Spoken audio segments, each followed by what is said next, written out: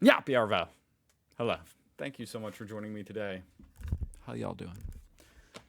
Australia's rise to global power and supreme domination. They certainly are a global superpower, which is pretty wild for being only having, 20 million people? Hoser. Iconic channel. Awesome channel. Check him out, link down below. I've seen at least a couple of his videos. They're always good. So I'm very excited to react to this. Let's do it.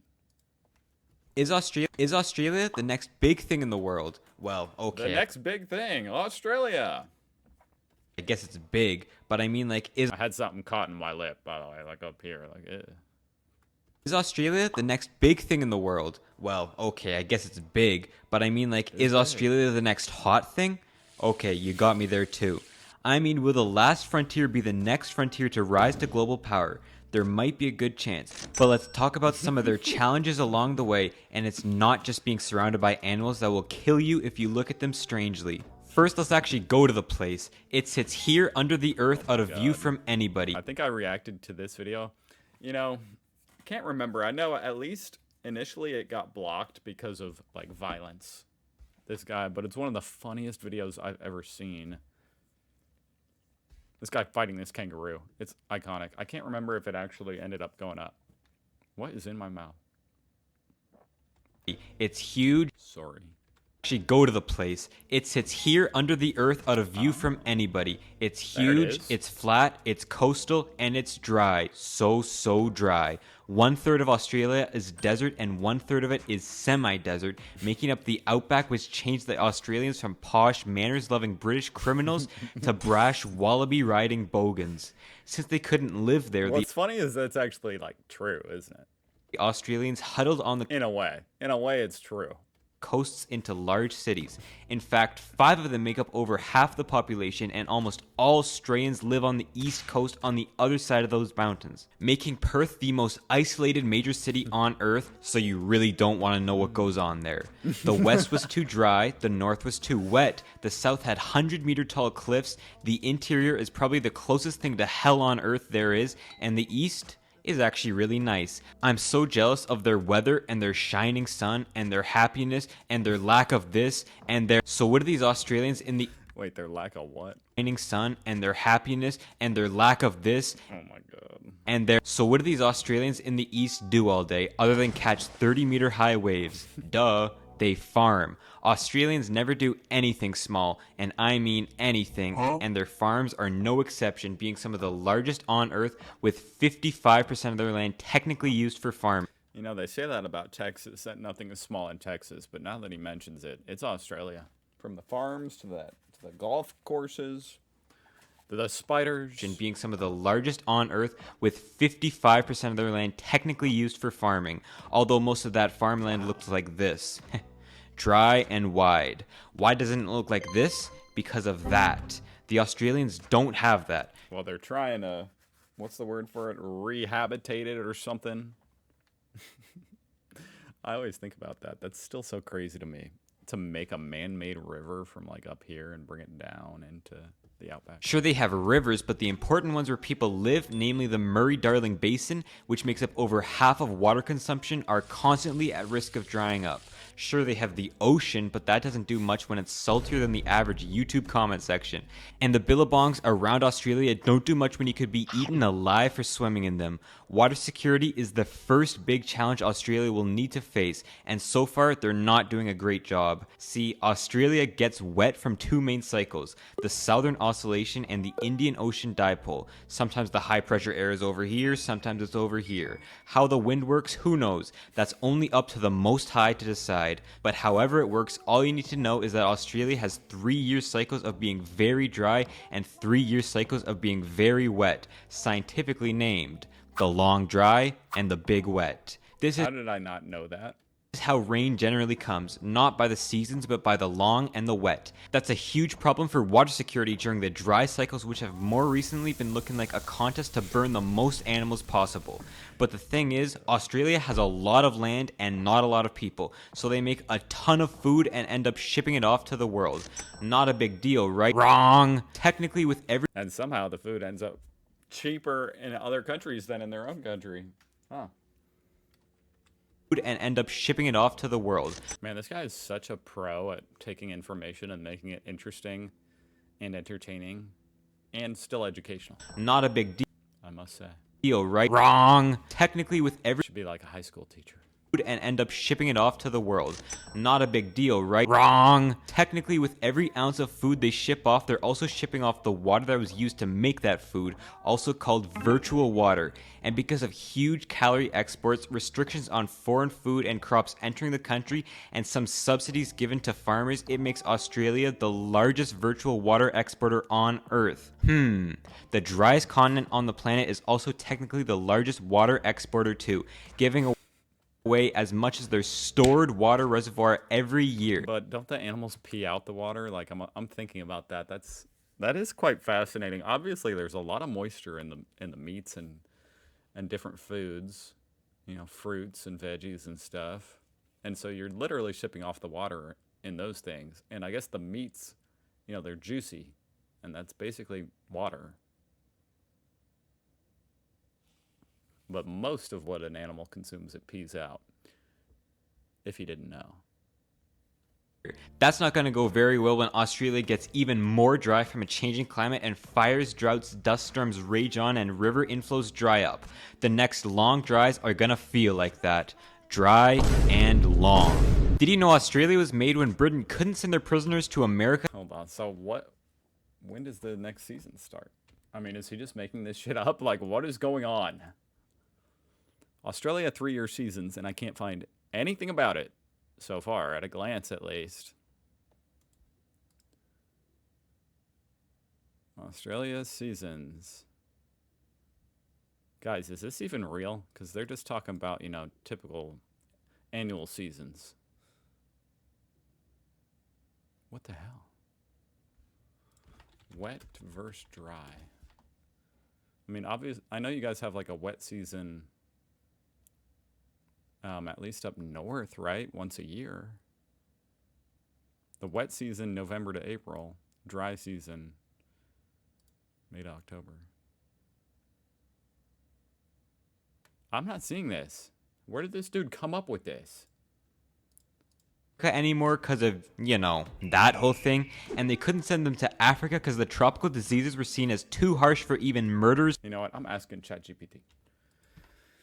Does Australia have 3-year seasons, wet then dry?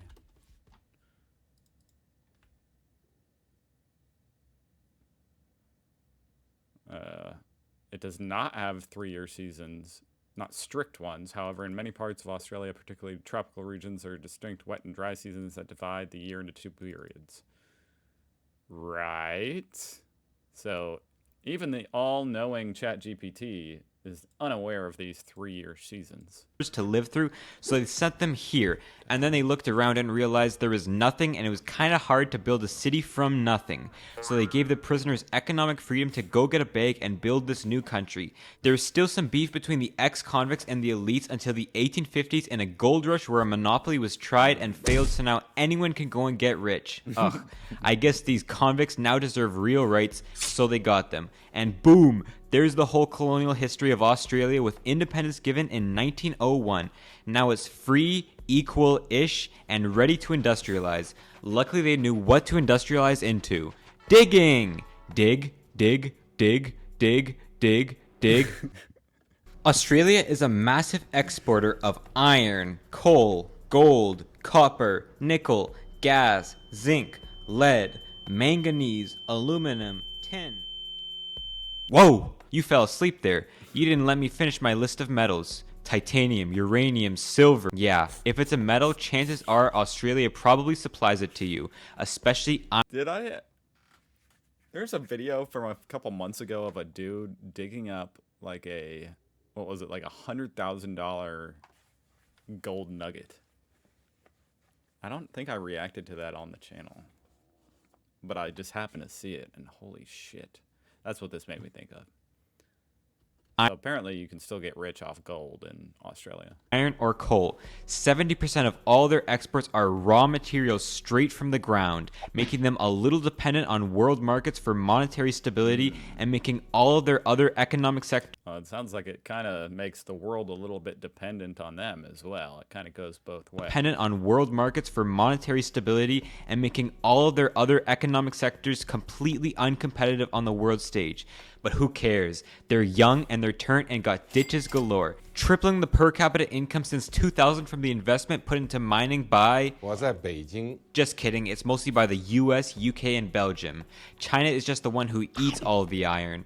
And the extra money is put into other sectors. Despite what I say, Australia is still a highly diversified, rich economy. Shocking, I know. Most of that economy is based in the cities, as most Australians are in fact cowards and refuse to live among the dingoes in the Outback. And the data is great. Low inflation, falling unemployment, high GDP growth. You say low And the inflation? data is great. Low inflation.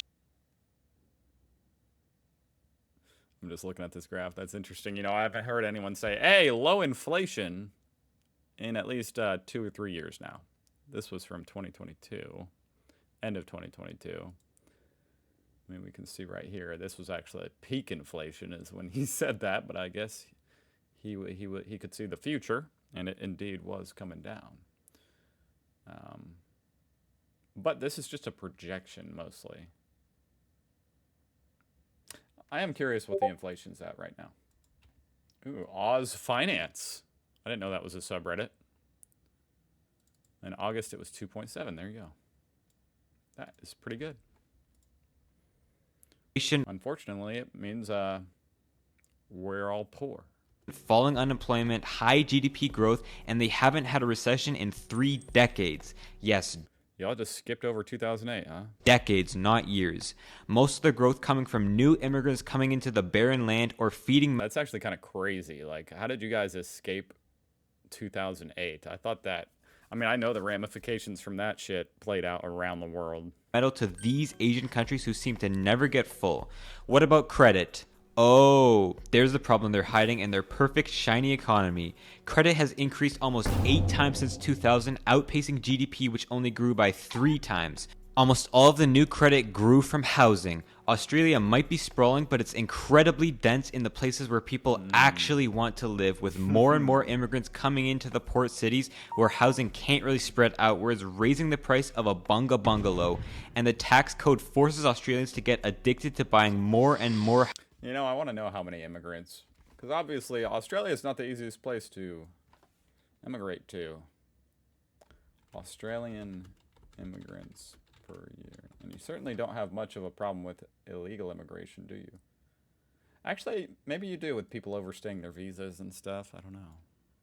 But no one's sneaking into Australia, I don't think. 1.1 million new migrants entering the country in 1 year. That's a lot. Considering there's Australia. Let's see, 26 million. 4% increase in 1 year. Wow. Housing. They have something called negative gearing, which isn't what Lance Armstrong did when he got caught. Instead, it's essentially when you buy a house or land so that it goes down in value and you cut it off your tax bill. About 20% of Australians have an extra property for investing. Rich guys, I respect it. How many? About 20% of 20% of Australians have an extra house? Australians have an extra property for investing. Rich guys, I respect it. They just want to make some money. But the main consequence is Perth being the most affordable major city in Australia. By the way, Perth was also in the top 20 most unaffordable cities on Earth in 2020. Oh my gosh, I didn't know Hong Kong was number 1. This is interesting. Oh my god, Sydney right there at number 2. San Jose. Melbourne. Oh my god. Australia's all over this list, but so is USA. But look at Australia. Really overrepresented. Overrepresented at the Olympics, and the swimming in particular, and on this list. I turned off my stupid Discord. I think it was beeping. Sorry. So you can imagine how the other cities are doing. It's like a country where half the population lives in LA. They might be rich, but things get expensive. So their dirty economy based on dirt, and dirt, which is also pretty How do you get in that house? credited, and No American could fit through that door. hasn't had a recession in a minute, is Oh, it's the photo just squished. pretty damn volatile to swings in global metal demand and housing prices. Next time they do have a recession, I wouldn't expect it to be cute like this little koala. I'd expect it to be more. So why do I think Australia might be a growing power throughout the century? It's simple, really. They're secure. Now, young Australians may look in the mirror and feel pretty insecure about themselves, but then they'll remember, He's so random. I have coal and money and food and feel a whole lot better about themselves. They're the main supplier of raw materials to Asia. They're like an English coal miner slapped in the middle of Asia, or on the outside, I guess. And because of that, the UK and much more importantly, the US loves to work with them. Australia is in pretty much every Pacific Defense Treaty the US and friends make, and they are huge suppliers of weapons and military technology to each Yeah. You guys have nuclear submarines now. other. The day the Americans That's pretty cool. abandon the Australians is the day the Americans switch from God-loving freedom to the metric system. We are never giving up the freedom units. The people who say Australia is going to have to choose between the US and China one day are wrong. Ew, I never heard that. That's an interesting statement. I know who you're picking. Come on, guys.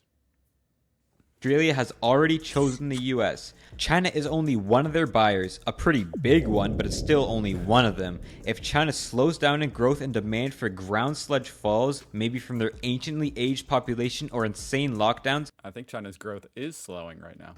the Aussies surely will Quite a bit. too.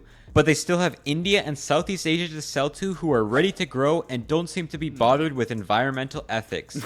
And if they slow down exporting or making Tim Tams. Tams and roux sausages to keep some of their water drinkable, they can get some extra food from New Zealand, who seems to be the identical twin of Australia, except with mining switched to agriculture.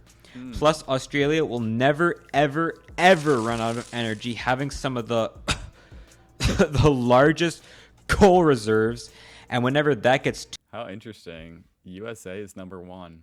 I didn't even know that at all. I had no idea. the largest coal reserves, and whenever that gets too unpopular for energy, it's legitimately the best place on earth to put solar and wind farms in the empty, cloudless, flat outback. But how do you export that? Cheap, abundant, and practically free energy could mean more manufacturing at home. Why not make some steel plants, being a massive exporter of the two main materials, iron and coal, after all? I like the way this guy thinks. Steel factories are good for young boys. I remember my first molten steel spill. Yup, turned me into a man. They definitely have the room to grow and let more blokes in, especially in smaller towns, being one of the least densely populated, most desolate countries on earth. That's why they'll have a great future. They're small and rich and vast with room to grow, and everything they need they have and is secure. Food, materials, energy, capital, defense, just not water unless you're talking gnarly waves. It's boring, it's slow growth, and it's not exciting per se, but exciting for a country I think it's usually means exciting. something like... Damn. That was a really excellent video, I just had to say. Go check out Hoser. As always. That was a trip. And he made an interesting case. You know, I believe it. I couldn't be more happy to be the number one ally of Australia right now. I mean, we are number one, right? Right, guys? We're your number one ally, right? Okay, but that doesn't change the fact that in Australia there are 48 million kangaroos, and in Uruguay there are 3 million inhabitants. So if kangaroos decided to invade Uruguay, each Uruguayan will have to fight 14 kangaroos. That's a good point. Thank you very much for watching, guys. I will see you tomorrow.